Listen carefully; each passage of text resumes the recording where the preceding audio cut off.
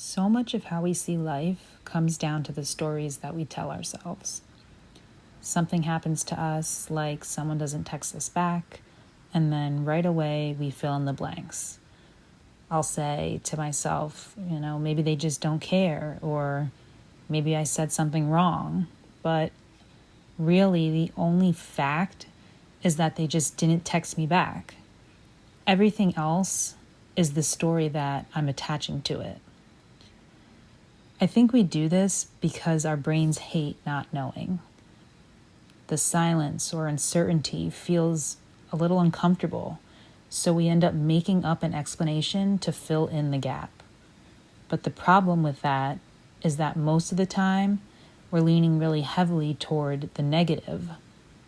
And something suddenly so small turns into this whole story about my worth, my relationships, or where I am in my life. I've caught myself doing this, turning something pretty neutral into something way larger than it needs to be. And usually it's not even true. It's just me trying to give meaning to something that maybe doesn't need one at all.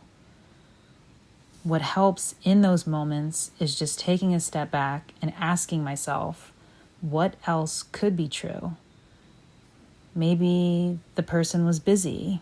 Maybe it literally had nothing to do with me. At the end of the day, the story that we tell ourselves becomes the experience that we live. If we can shift that story even just a little, we then shift the way that we feel moving through life.